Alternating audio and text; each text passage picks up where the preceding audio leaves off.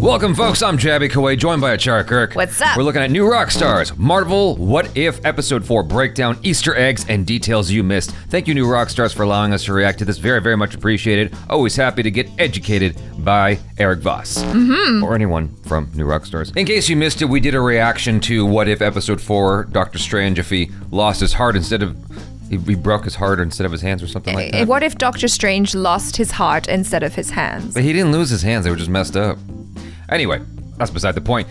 We have a reaction to that if you'd like to see it. It was probably my favorite What If episode so far. I thought it was pretty intense, compelling, different, and it made me appreciate the whole What If series all the more. If you haven't already, subscribe to New Rockstar, subscribe here, vote the original up, vote this one up, and bell notifications on every goddamn thing. Okay. Do all the things, people. Welcome back to New Rockstars. I'm Eric Voss, and this is a breakdown of Marvel Studios' What If Episode 4. What if Doctor Strange lost his heart instead of his hands? And what if we all lost our minds with this tragic horror of an episode, unafraid to sentence its hero to bleak consequences? My favorite episode of the series yet, and not just because it had like 20 Mephistos in it, if you could even call them that, but because this episode was filled with beautiful imagery and concepts that are fascinating to break down, but you gotta do it frame by frame, and I'm gonna do that and point out all the animation details and Easter eggs that you might have overlooked. We open with the outline of the Watcher, but notice how we see more of his body than usual. Yeah, that's he's true. made more and more appearances with each new episode of the season, as if getting closer and closer to finally intervening. But by the end of this episode, we do actually see his full flesh before he reverts to his astral silhouette, like a judge who abides by habeas corpus to render a guilty verdict in person before returning to his chambers. He says, "What if the best of intentions has very strange consequences?" Yeah. yeah, that music was Michael Giacchino's Doctor Strange theme, which comes back throughout this episode. Oh, okay. Where am I? I don't know the Doctor Strange theme though. I know, that's what we talked about. If we save Christine, we destroy the world.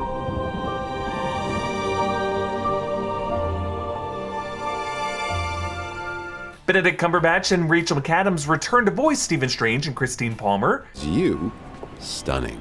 I'm only going for dessert. You promised me creme brulee.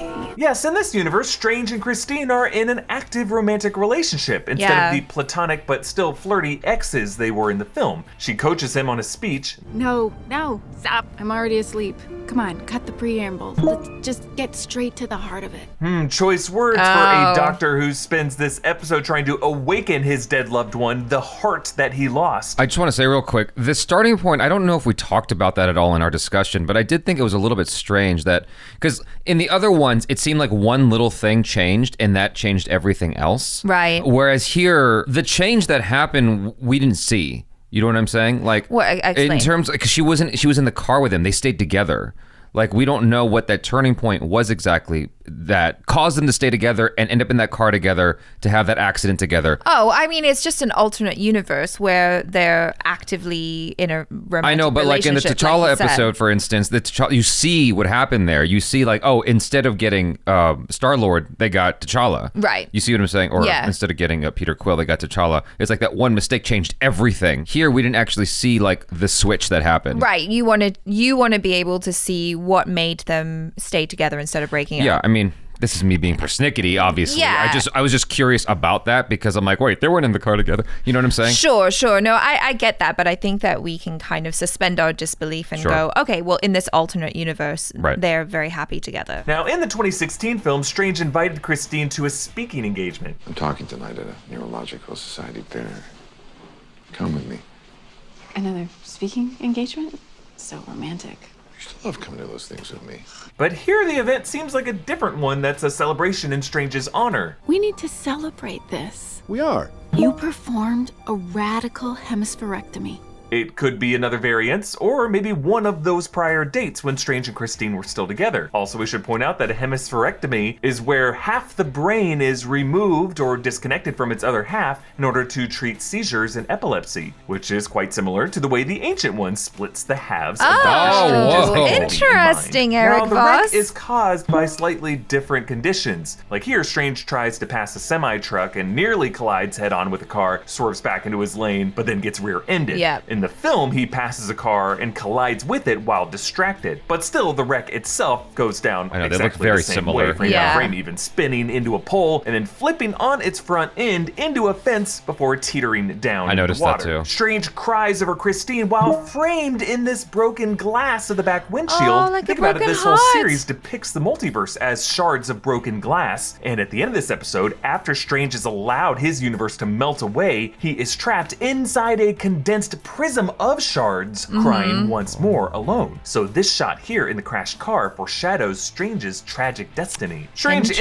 up in Interesting. Camouflage, but this version of Strange has not had his hands damaged, which in the films was his unhealable wound, with that tremble even persisting all the way through Avengers Endgame. But you'll notice not in the trailer for Spider-Man No Way Home. 'Cause it's Gotta figure Mephisto. that, keep that Just in kidding. mind for later. But still having his hands allows Stephen Strange to surpass the mastery of his film version. And this guy never having a constant reminder of his arrogant mistake to ground him in that guilt. Instead, he feels like the universe stole something from him. Strange Right. discovers The Eye of Agamotto, cradle of the temporal singularity, discovered by Cagliostro, manipulation and alteration of timelines. yes, the temporal singularity, of course referring to the time stone. The word singularity coming from Wong's recap in Infinity War of the stones being the singularities from the Big Bang. As in the film, Strange uses the time stone to unwind and rewind the bites of an apple, and he is caught in the act by Wong and the Ancient One with Benedict Wong and Tilda Swinton returning. Tinkering with time can weaken the very fabric of the universe. Did anyone else notice Wong's 5 o'clock shadow that is non-existent in the movie? This is a variant of Wong, obviously, so he's got a 5 o'clock shadow. Okay. But he doesn't have a 5 o'clock shadow in the freaking movies. At least I didn't notice. I didn't. We protect reality. We don't threaten it. But in the film, Mordo joined Wong in admonishing Strange, but Mordo was mysteriously absent from this episode. They didn't even bring in a guest voice actor to try to emulate Chiwetel Ejiofor, like they normally do for actors they can't get back in there. Not sure why, but without this scolding conscience, it does unleash Strange to go further with his sorcery than he would otherwise. As in the film, the Ancient One dies and Strange bargains with Dormammu and becomes the Sorcerer Supreme, but now he uses the Time Stone to return to the night of Christine's death. Now, compared to the time travel logic of Loki in Endgame, Doctor Strange's Time Stone magic seems limited to within his timeline. Like, he doesn't create branch timelines so much as he relives history within his timeline by reversing time and creating time loops. Definitely seems more limited in scope compared to the more technological quantum approach to time travel used by Kang, the TVA, and the Avengers, who, when they alter time, create branch timelines. This could be why the TVA showed us the Infinity Stones from their point of view as powerless outside of their home timelines. But since we stay within Doctor Strange's timeline here, this time stone is infinitely powerful. And Strange creates a new loop point that begins with Christine at the car, similar to how he used a time loop to torture Dormammu, but here Strange creates this Groundhog Day scenario to essentially torture himself, really, which is ironic because Dormammu was Benedict Cumberbatch with his voice and performed via mocap. All of this plays out like the heartbreaking montage in Groundhog Day when Bill Murray tries over and over to save a dying homeless man. A sequence that always makes me tear up because he calls him Pop and Dad. He goes to the extent of thinking himself as a doctor, demanding to see the guy's chart, the way Doctor Strange arrogantly refuses to let his patient die. There's a moment where Strange seats Christine in the car on one loop, and the Watcher's reflection appears beside him. I did not catch that. I didn't catch that. Almost seeming to sense him, but no matter what, in this montage, death on wheels always seems to come for Regina George. I actually theorize that each of these fateful deaths could have been sent by Strange's future Strange Supreme form, trying to fix his own mess and force his past self to move on. Because notice the vagrant who randomly shoots in the pizza shop for no reason. That guy's face is only shown from afar and here in shadow, because that could be the face of that Strange Supreme, unrecognizable to his past self. Interesting Even when theory. Strange Wait. What? So the Dark Doctor Strange sent all these different means of killing her to fix... So he's saying the Strange Supreme, right? So like there's some other level of him which is like even more OP than what he is currently. And so he realizes that he has to let her die. And so by this version of Doctor Strange trying to keep her alive, trying to, bring her back and all, it's going to mess everything up. And so he's potentially the theory that he's saying here is that a version of Doctor Strange is coming back to make sure that her death happens. As we know, if she stays alive, when would then this have happened? Because we're dealing with a future Strange. The one that becomes a monster. But it's like an alternate, different. I don't know. No, because they established. Now you're breaking it down. They and I'm established like, I don't know. this in the episode earlier, which is there's no branch timelines, right? It's all singular, and the only thing that gets split up is Doctor Strange, and he keeps going back to that jump point the night she dies. So like where in his training while absorbing the powers of all these monsters, when is he sending back these things to kill her? Now you've broken my brain. I don't really understand the logic there. Like I think that's reading a bit too much into it potentially. I think it's a cool theory though. That's a cool theory, but I didn't see any clues that indicated that. Maybe he'll outline it here, but I didn't see any clues that indicated that in the show. Apart from him being shrouded in shadow and you not being able to see his face. That's it. It's a tenuous link for sure, but it's an interesting theory. I guess it is possible. I mean, the dude literally just straight up shoots her for no reason. So it wasn't like he's like, I'm robbing the place, and then she gets caught in the crossfire. It's like, no, he just turns and shoots her. Like he literally comes in as if she's a mark, and he's like, boom, you're dead. Right, that is true. Yeah. Even when Strange stands her up, she still dies in a building fire. Reports of numerous casualties, including the death of one Dr. Christine Palmer.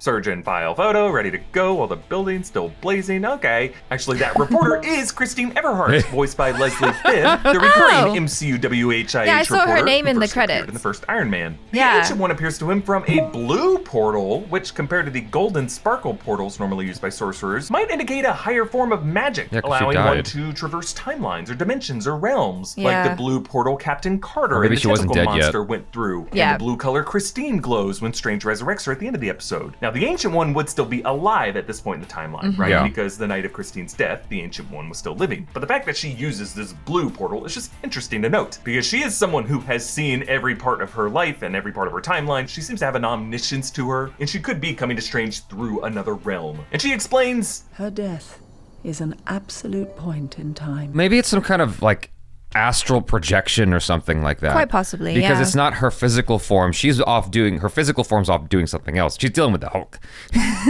She's keeping the Hulk at bay during the Avengers battle. I don't know. But so I would imagine that's probably a spiritual form of some kind. Yeah, and I mean, she comes back later on as like some sort of astral projection of her ghost. Yeah, or saying she's whatever. an echo. Yeah, an echo. Yeah. Absolute. Unchangeable. Unmovable. Okay, so absolute points, a kind of new rule in the MCU's ever-expanding timeline logic that I'm sure some folks might debate whether or not applies to the live-action MCU titles, but for now, I'm gonna assume it does. Again, in Endgame and Loki, past tragedies could be altered or subverted, but doing so would result in the creation of a branch timeline. Thanos' snap, though, could not be prevented, could be practically undone by extracting Infinity Stones from the past and using them to snap everyone back in the present, though the world still had to live with the consequences of some people living 5 years more than others, the sudden population change from snaps. That seemed like it could have been an absolute point that they just kind of had to work around. But now we are learning that some events are considered absolute points. They are fixed, load-bearing, watershed moments that cannot be erased. These could be anchor points that were placed in the timeline by whatever version of Kang in order to maintain stability to that universe's sacred timeline. So in this episode, when Strange eventually forces Christine's survival, he violates the natural limits of his time stone, and he breaks the absolute point of that timeline, careening the timeline into a chaotic branch beyond the timeline logic that his time stone could have any control over. It's like the darkest timeline that the Ancient One warned Bruce Banner about in Endgame. In this new branch reality, without our chief weapon against the forces of darkness, our world would be overrun. Millions will suffer. Which the Ancient One in this episode echoes. This path only leads to darkness and the end of this reality. The darkness on that hypothetical branch that she talked about in Endgame could have meant that the branch would eventually self-prune by melting away into this cosmic sludge that we see in this episode. A choice that I really like because, for one, it contrasts the dry, dusting aesthetic of Infinity War, but also evokes the more dark matter that makes up the borders of this reality, and in the medium of comics and classic animation, the ink that these characters are literally drawn in. But as we move on from this, remember, Christine Palmer's death is only an absolute point in this universe, not the universe of the primary MCU. MCU. Because she's still alive in the primary MCU, we're all still fine. So this would suggest that different universes are structured with different absolute points, that Kang timeline scribe considered to be unchangeable. So the Ancient One attacks Strange to keep him from going further, and notice how her spell explodes in a white impact blast. I love when the show does this. It's really fun to pause at the right moment. Like first she does it when she brings the edges of her runic fans together, and then when it hits Strange. It creates this one black line where he was standing, representing how the Ancient One just split his soul in half. So Strange thinks he survived it, going to the distant past to the library of Cagliostro before this library was lost, alongside several other ancient libraries, like the burning of the Library of Alexandria. In this case, Cagliostro was an actual real person in history, but in the lore of Marvel Comics, he was an ancient Italian sorcerer, and it was his spells of the Book of Cagliostro, the spellbook in the 2016 film. Strange is greeted by Obeng, voiced by Ike Amati, and he later implies to Strange that he is not himself Cagliostro, but in fact, in the comics, Obeng is the possible real-life name of the actual Cagliostro. And notice how he has one blue eye and one reddish-brown eye. Maybe a clue that Strange is here in a split reality, split between a place where his eyes stay clear blue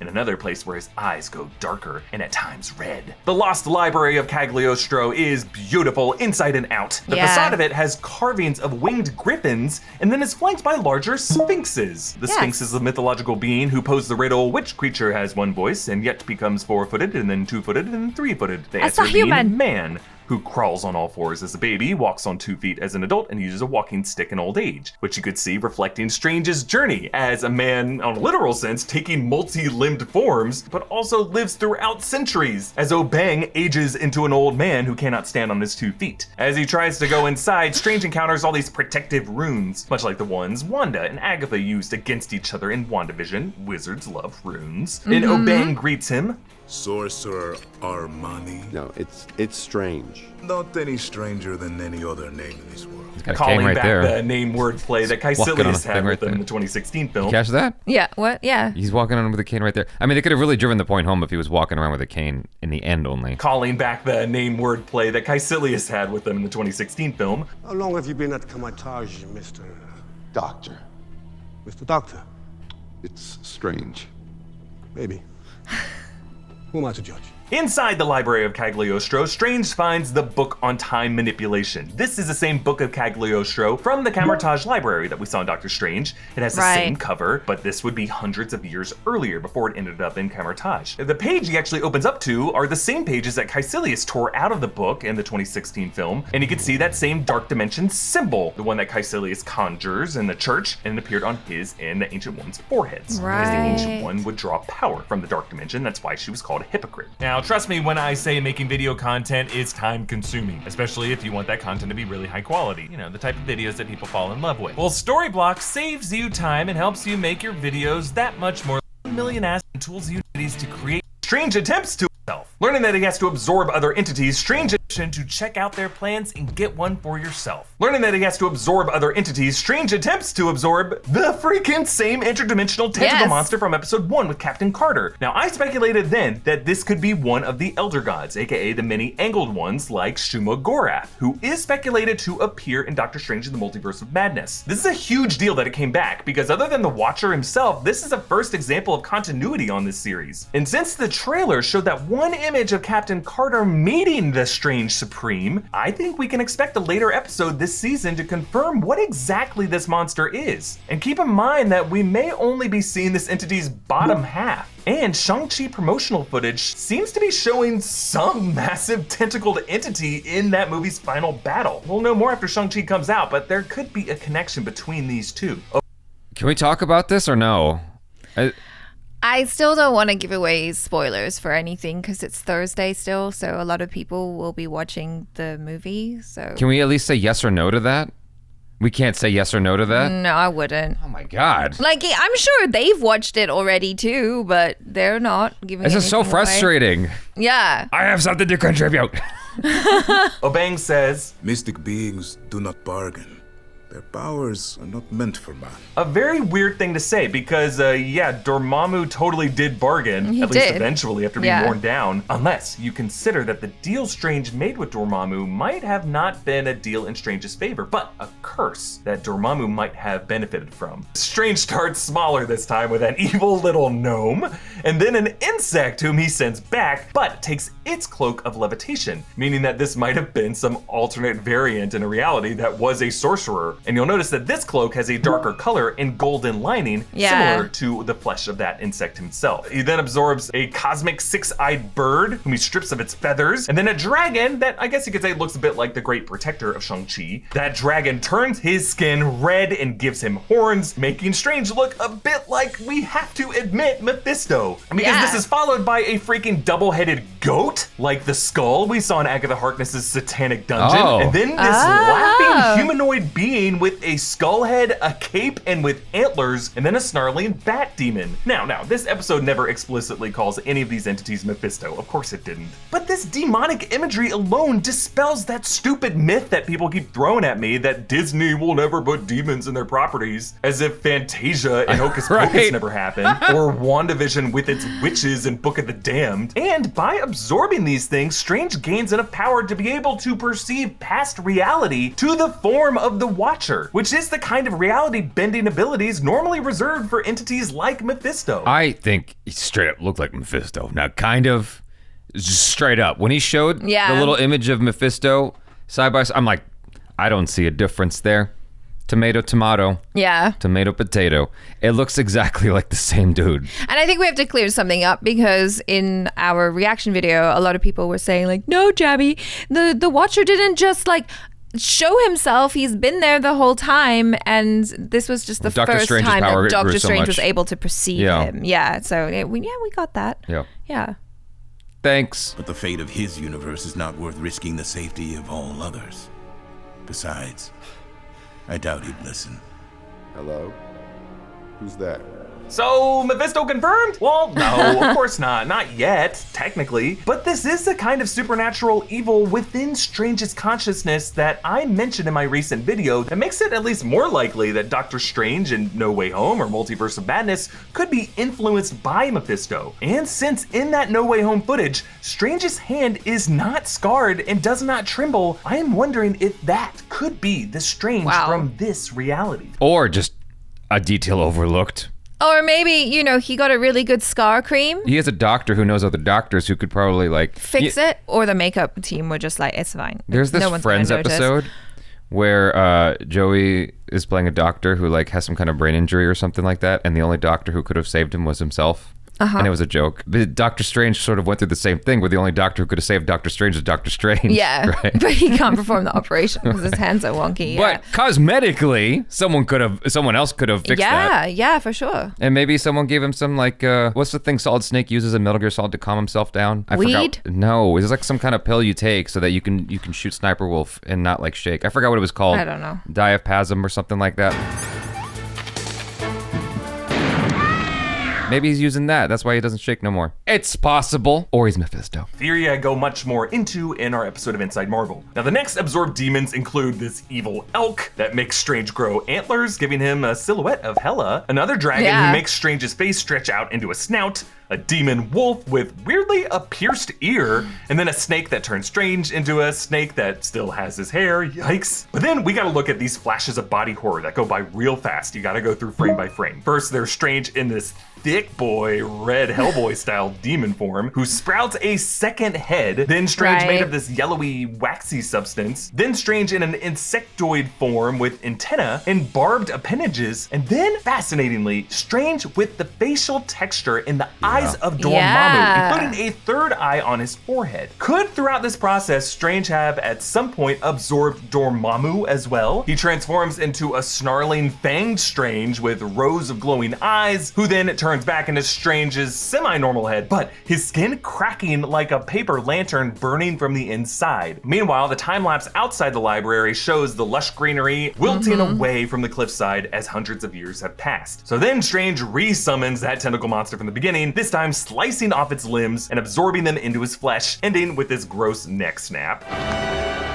Now, it's interesting how the creature's tentacles still have some life in them, even after they were cut off, which could mean that when those severed parts came back through the portal with Captain Carter in episode 1, those pieces could still be dangerous to Peggy and the others of that universe. Abang reveals that Strange Supreme was merely one half of himself in a split reality, and then we jump back to his other side, who has moved on from Christine, but Strange sees that this reality is melting into the inky sludge, and the Ancient One arrives to explain what's going on. Hello, Stephen. No, whoa, wait a minute, you're... Dead?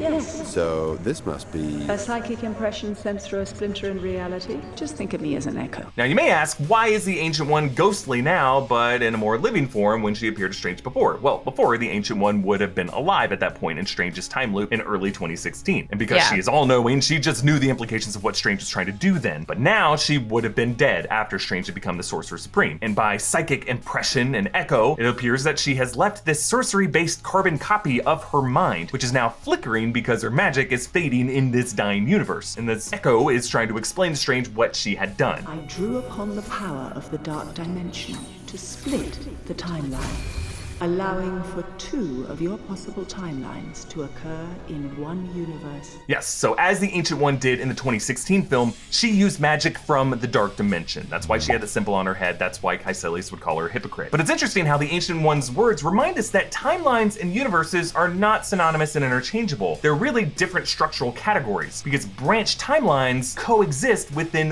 one universe. Similar to how in Loki, branch timelines could snake off of the sacred timeline, but that all of those existed within the same universe, and that the more branches from that sacred timeline make that bigger universe less stable. So I wasn't following that very well. Yeah, that was like when the teacher starts talking about concepts that are like very difficult to grasp, and you just go, oh. Yeah. I hope that's not on the exam. Okay.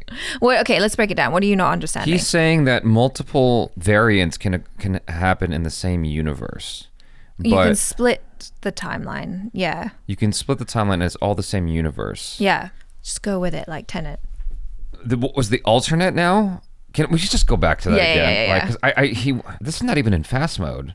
To occur in one universe. Like I got this concept just fine of Strange being split up, and then one of them is like transported back in time basically, and lives out those centuries learning the dark magic. Yeah, and then the other one is just kind of going through his life and moving on. Yeah, like he goes back to the present day, and he's there with the Infinity Stone in his hand, and he's like, okay, cool, I'll just not do something stupid. But it's interesting how the Ancient One's words remind us that timelines and universes are not synonymous and interchangeable. They're really different structural categories, because branch timelines coexist within one universe. Right. Similar to how in Loki, branch timelines could snake off of the sacred timeline, but that all of those existed within the same universe, and that the more branches from that sacred timeline make that bigger universe less stable. So in the end, when it splintered off into thousands and thousands of different branches, that whole universe was one of infinite more. But I love the audio distortion effect on the Ancient One's words, but notice how the distortion snaps back into clarity right on the one line when she delivers a key message. If the other Strange succeeds in reversing an absolute point in our universe... You mean saving Christine?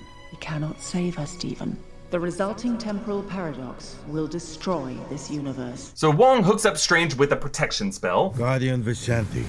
Heavy-duty protection spell. Yes, the Vishanti are actually a trio of godlike entities, Oshter, Hogoth, and Agamotto, who serve as patrons for the Sorcerer Supreme, those who sit above, and the seal of Vishanti that forms the sanctum window is referencing these Vishanti. And I like how the runes burn into his face. These are actually the same ones that swarmed the alternate Strange in the Cagliostro temple, which remember, he could handle one at a time, but the swarm of them collectively was a bit overwhelming for him, which explains why this Strange is able to, for most of the battle, stay evenly matched. As they talk to each other, Strange Supreme rages, and you can see for a moment shadows of the other absorbed entities burst out of him in fire, including a claw and a horned animal skull. And he takes them back to the scene of the crash. For a brief shot, you can see the broken windshield glass refracting the form of good Strange, showing how he is from a broken reality, and in this case might be a bit less fit for battle. And then they duel! Strange Supreme uses the beastly demons inside him. He turns his hand into tentacles to break through Good Strange's shield, and then he deploys sandworms. And then the two cloaks of levitation square off, but then Good Strange's cloak sacrifices himself. Yeah, I was a little and bummed when even that happened. a pained little scream when he tears apart. Strange Supreme distracts him with his orb of light and then creeps up behind him to drag him into a shadow realm. Might even be using Strange's ability to see the Watcher and to distracting him that might just be the Watcher, but no, it's actually his shadow self. And then he uses the inky dark matter that people are melting into to form the memory of Christine, but Good Strange realizes it's an illusion and Strange Supreme punches him out of it, shattering like a glass pane. You can see those shards falling with them. Another example of how reality, even a small pocket reality like this one, takes the form of a delicate crystal just on the verge of shattering. Shockingly, Strange Supreme defeats him and absorbs his other self, and the Eye of Agamotto turns red, along with those runic rings around his wrist, which would normally, of course, glow green, but this is no longer manipulation of time, but a manipulation of reality. Real quick, the glass thing, isn't that the texture, or isn't that the material that it kind of looks like whenever one of the sorcerers trap someone inside of like a dome or something like that? Oh, yeah. It looks like glass, doesn't it? Yeah. And so maybe he punched him through that. Maybe. Green, but this is no longer manipulation of time, but manipulation of reality. The red reality stone. But also like Wanda Maximoff's chaos magic. Red meaning less orderly and more insidious. Strange's final form is a freak. It includes tattered wings, tentacles, horns, hooved feet, and multiple eyes just plopped randomly all over the face. Now again, the name Mephisto never gets spoken this episode, but the demonic nature of Strange's transformation speaks for itself. Like notice when he says her name, his voice is accompanied by separate whispers. Christine. Oh, Lord. And as he leans into Christine, his extra eyes all twitch independently of each other. And as his reality's final pieces crumble apart, these other entities suddenly vacate his body. Supposed to happen. Because you could argue these mystic entities might have come out on top, hijacking this Sorcerer Supreme to destroy his own universe. Yeah. So when Obang said mystic entities don't bargain, the fact that one of those could have been Dormammu could mean that Dormammu won that battle after all, and that all of these entities, down to that little gnome, might have been victorious here. Strange begs the Watcher for help. I read about you, sensed your presence. You're a god. You can undo this. I'm not a god. And neither are you. If Strange had read about Uatu the Watcher, that would imply there might have been others in this universe powerful enough to have witnessed or sensed the Watcher's presence in the past. Who else in this MCU could be aware of Watchers? Perhaps Kang or He Who Remains? Maybe the Ancient One? Maybe even Wanda Maximoff, who did suddenly see someone while reading that Darkhold in the WandaVision post-credit scene. But Strange is left tragically alone, clutching Christine as she melts away in his hands, similar to Peter Parker dusting in Tony Stark's hands. I'm sorry. I am so sorry. One life, one choice, one moment can destroy the entire universe. And as the episode goes to credits, we are just left with this feeling like some kind of grim cautionary tale, but for whom exactly? Now, sure, you could see this as a lesson about the dangers of clinging too much to a lost loved one, fixing what cannot be fixed, but the most impactful images of this episode are the tale of a wizard who goes too far. And none of us are sorcerers with the ability to reverse time or rewrite reality. Well, yet, working on some stuff on the side. I really think this episode just seems like a taste of the horrors to come as characters in the Marvel world face multiversal madness, especially in the live action universe. That's why I think it's definitely worth considering this episode as having actual implications on titles like No Way Home and Multiverse of Madness, because it's the first episode this season that did not use a single sound-alike actor, as if this live action cast knows the importance of this story on their characters' journeys. And yes, it reintroduces that multiversal monster that seems like it could tie into Multiverse of Madness or even Shang-Chi. So there was a time when folks were not sure if Marvel's What If was essential watching, but now I think it is clear this is essential rewatching. We were part of the press conference for What If. Yeah, we got to check it out, yeah. And the question was brought up, does What If have any consequence, or does it have any bearing on the MCU, on the films? And they were basically implying, yeah, it does. Yeah. In so many words. They can't overtly say it because they're sworn to secrecy. They got to be careful with what they say. It's got to dole it out little by little. You know, a little bit of this, a little bit of that. Yeah. You know, a little bit of clues. Stay hooked. Yeah, it has bearing, certainly. I fully believe that this is hinting at what is to come in the film. Yeah. In Multiverse of Madness. Totally. For sure. We know that Multiverse of Madness is going to be explosive and insane. Like, we know it's going to be just balls to the wall, ballistic. And so seeing what happened here, it's kind of priming you for what you're going to encounter in that film. Mm-hmm. You know what I'm saying? At the same time, I don't see any reason why this can't be a cautionary tale for your average human being of like, yo, you know, you can't stay obsessed over this thing. You have to learn how to let go. Yeah, no, I mean, I think that was definitely one thing that I took away from it is like, you know, there are certain things that are meant to happen in life and that you can't do anything about it. And so at some point you have to accept it and move on, hard as it is. Yeah. You know, it takes time. Learning how to let go is one of the hardest lessons as a human being, I think. It's so profoundly difficult to just move on. And so for me, that was a big takeaway. I don't see why it can't be both. And also it's kind of tapping into something that is a very big theme, I feel, in a lot of movies and in Marvel movies, which is this idea of love being this driving force, right? Yeah. You know, like love can be used as a power to do positive things, right? But also it can be corrupted, like this love that he feels for Christine ultimately causes the downfall of his whole reality, his whole universe. And so it's kind of sad. No, I enjoyed it. I thought it was very educational and entertaining, and it certainly was enlightening in certain areas. Mind-bending. Yeah, I mean, I'm talking about the breakdown, the what if, the Rockstars breakdown. A lot of the stuff in there, we were kind of like, hold on. Yeah. Wait a second. Let's just like think about this for a moment. Yeah, I think that it was just how fast everything was flying by that it just made it feel more complicated than it was. I think I understand it inherently, but it's like when it just moves on to the next thing so fast, I'm like, wait, that's like really big what you just said. And you know, you spent a lot of time on the fact that there's like this creature face. Like, give me a few more seconds over there, New Rockstars. Well, I think it's almost one of those things like when we watch Tenet and the movie's kind of going, no, just like go with it. Yeah. You know? No. Like, no. Absolutely not. You don't do that? No. I just kind of, I'm just like, yeah. Okay. Yeah. I feel it. I feel it more so than I know it intellectually. You guys, thanks so much for hanging out. Hopefully you enjoyed that. Do let us know your feelings in the comments below. Subscribe to New Rockstar. Subscribe here. Bell icon, all notifications on both if you could be so kind and vote the videos up. I'm Jaby Koay. This is ACHARA KIRK. Peace out.